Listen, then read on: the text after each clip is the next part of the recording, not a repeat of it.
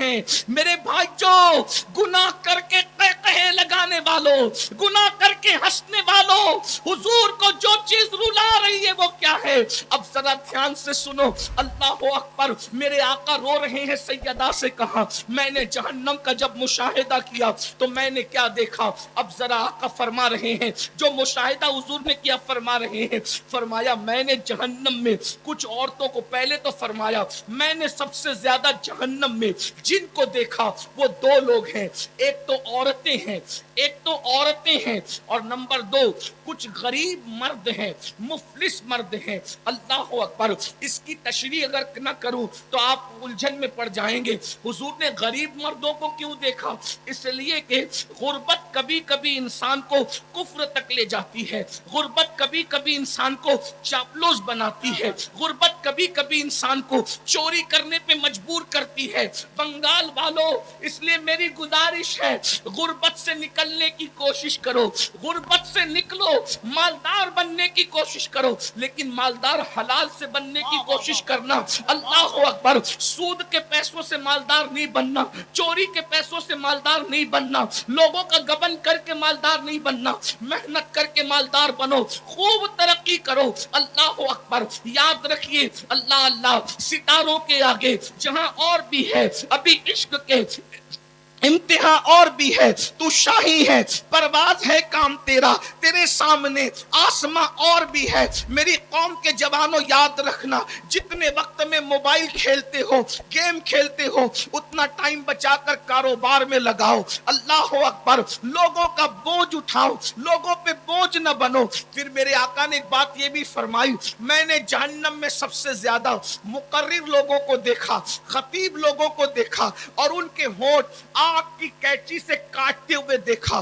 یہ وہ لوگ تھے جو لوگوں میں جا کر کے فتنہ پروری کرتے تھے، ایسے عنوان پہ تقریریں کرتے تھے جس سے امت لڑے، جس سے قوم میں جھگڑا پیدا ہو، جس میں قوم میں اختلاف پیدا ہو، جس سے قوم میں انتشار پیدا ہو۔ اللہ اکبر، یہ بات بھی آپ کو کہہ دوں میرے بھائیوں، یاد رکھنا پوری امت متحد تھی اس پر کہ رسول اپنی قبر انور میں زندہ ہیں، لیکن کچھ مقرر ایسے پیدا ہوئے جنہوں نے آ کر یہ فتنہ چھوڑا کہ معاذ اللہ وہ تو مر کر مٹی میں مل گئے۔ ایسے لوگوں کے ہونٹ آگ کی کینچی سے کاٹے جانے والے ہیں۔ اللہ اکبر، پوری امت اس بات پر متحد تھی کہ رسول اللہ کو جہاں سے پکارو وہاں سے حضور سنتے ہیں، لیکن کچھ مقرر آئے اور انہوں نے کہا نبی تو دیوار کے پیچھے کی خبر نہیں رکھتے، ایسے بدبخت لوگوں کی باتیں نہ سنا کرو۔ ایک بات اور بھی عرض کر دوں، پوری امت صحابہ کو جیسے چاہتی تھی ویسے اہل بیت کو چاہتی تھی، جیسے اہل بیت سے پیار کرتی تھی ویسے صحابہ سے پیار کرتی تھی،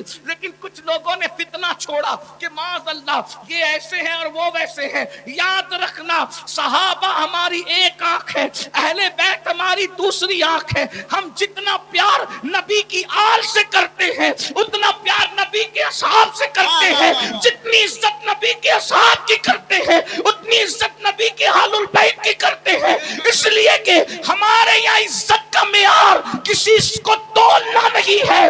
دنیا میں وہ ترازو پیدا نہیں ہوا جو ابو بکر صدیق کو تول سکے یا مولا علی کو تول سکے، اور ترازو میں علی و صدیق کو تولنے والوں، جب نبی کی نالین تولنے کے لیے کوئی ترازو پیدا نہ ہو سکا تو جگر گوش مصطفیٰ فاطمہ الزہرا کی عظمت کو تولنے کے لیے ترازو کہاں سے لایا؟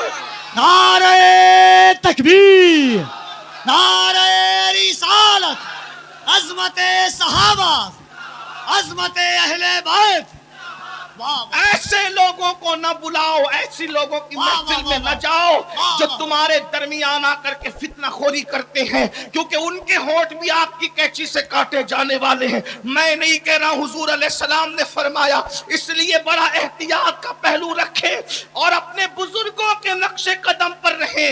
ہمارے بزرگوں نے نہ افراد کیا نہ تفرید کیا، جو عظمت رسول اللہ نے اہل البیت کو عطا فرمائی ہے وہ اہل البیت کے پاس ہے، جو صحابہ کو دیے وہ صحابہ کے پاس ہے۔ نبی نے کیا دیا صحابہ اور اہل بیت کو؟ ایک جملے میں کہہ دوں جو سمجھ سکتے کے سمجھ جائیں گے ہمارا عقیدہ اہل سنت کا واضح ہو جائے گا. خلافت الگ ترتیب، فضیلت الگ ترتیب، اہل البیت کی عظمت ہے اپنی جگہ. اللہ اکبر. بس اتنا سمجھ لو کہ اللہ اکبر صحابہ اور اہل بیت کا فرق کیا ہے. صحابی وہ ہے ابو بکر صدیق کی شکل میں جس کے کندھوں پہ نبی بیٹھتے ہیں. توجہ فرمائے، اگر جملہ دل میں اتر جائے تو دعا دینا. صحابی وہ ہے جو نبی کو کندھوں پہ اٹھاتا ہے، اور اہل البیت وہ ہے علی کی شکل میں جس کو نبی اپنے کندھوں پر اٹھاتے ہیں.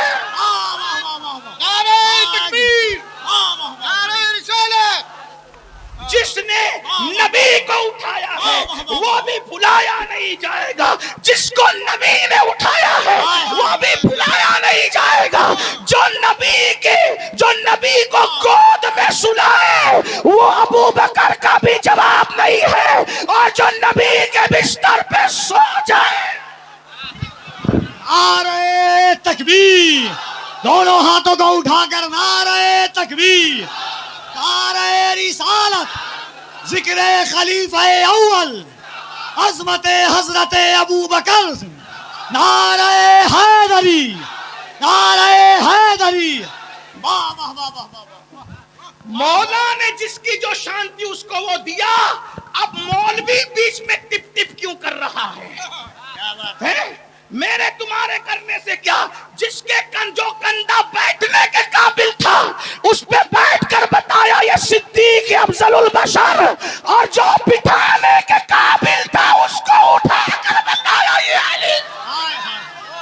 اللہ اللہ اللہ. جس کی گود میں سونا تھا اس کی گود میں سو گئے، اور جس کو اپنے بستر پہ سلانا تھا اس کو اپنے بستر پہ سلانا. واہ واہ واہ واہ. تقسیم ہو گئی. اب ملا جی آپ کا کوئی کام ہی ایسے نہیں. بیان ہے. واہ واہ واہ. آپ کو کیوں زکام ہے؟ نبی نے جس کو جو دینا تھا دے دیا. سب نبی کے لیے کھڑے ہوئے اور نبی سیدہ کے لیے کھڑے ہوئے. لوگ نبی کے لیے منبر چھوڑتے ہیں، نبی حسنین کریمین کے لیے منبر چھوڑا. جس کو جو دینا تھا دے دیا. فضیلت الگ ترتیب، خلافت الگ ترتیب. یہ بس ہمارا. آج ہم عقیدے کے فیصلے کریں گے. عقیدے کے فیصلے تو 1450 سال پہلے ہو گئے. جس کو 14ویں صدی میں امام نے کہا تیرے غلاموں کا نقش قدم ہے راہ خدا، وہ کیا بہک سکے جو یہ سراغ لے کے چلے. اور جنا بنے گی محبان چار یار.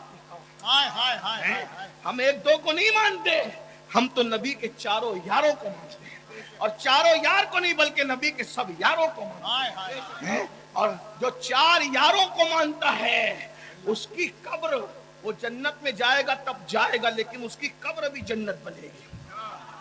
اس کی قبر بھی جنت بنے گی.